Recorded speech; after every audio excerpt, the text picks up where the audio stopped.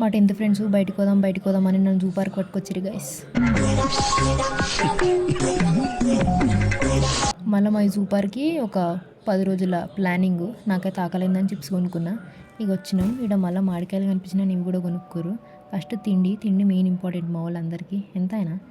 ఇక ఒకసారి లోపలికి వచ్చి చూసే వరకు మస్తు జనాలు. నేనైతే షాక్ అయిపోయినా. ఇక చాలా కష్టాలు పడి తంటాలు పడి అయితే టికెట్లు కొనుక్కొని లోపలికి పోయినాం. ఇప్పుడేమో కానీ ఒకప్పుడు నాకు ఈ జూ పార్క్ అంటే డ్రీమ్ డెస్టినేషన్ అనమాట. చాలా రక్తాలు తినిచ్చేది ఎప్పుడు పోదామని. ఫైనల్గా ఇప్పుడైతే వచ్చేసిన నేను సెకండ్ టైం అనుకో. ఇక మా వాళ్ళకైతే పోతుంటే ఇవి కనిపించినాయి, ఇవి ఇప్పుడు కావాలంట. అంటే గిసంటి పనికి మాలి పని చేయడంలో నెంబర్ 1. దానికి ఇంతమంది ఇప్పుడు తెంపనీకే.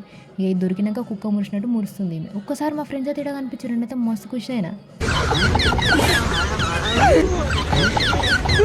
వాళ్ళని ఇట్లా చూస్తుంటే నాకైతే మస్తు అంటే మస్తు మంచిగా అనిపించింది. తర్వాత బటర్ఫ్లై పార్క్ పోయినాం. కాకపోతే ఏంది అంటే అక్కడ బటర్ఫ్లైలే కనిపించలే. అదేందో నాకు అర్థం కాలే.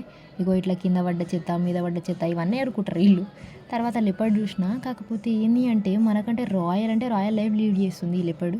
మంచిగా దానికి కేర్ టేకర్స్ ఇదంతా. మా వాళ్ళకి అమ్మలకంట అవేమో పోయినాయంట, ఆకులు పెట్టిరు. టెక్నాలజీయా. ఇక ఈ గుంటనక్కని చూసినాక మన పక్కనున్న గుంటనక్కల కంటే అదే బెస్ట్ అనిపించింది నాకైతే. మొత్తం అందరు ఫ్యామిలీ చిన్న చిన్న పిల్లల్ని వేసుకొని ఇట్లా మంచిగా అవుటింగ్కి వచ్చిర్రు. నేనైతే ఎప్పుడు పోలే ఇట్లా. పిల్లలైతే చాలా ఇంట్రెస్టింగ్గా మంచిగా తిరిగిర్రు. మంచిగా అనిపించింది.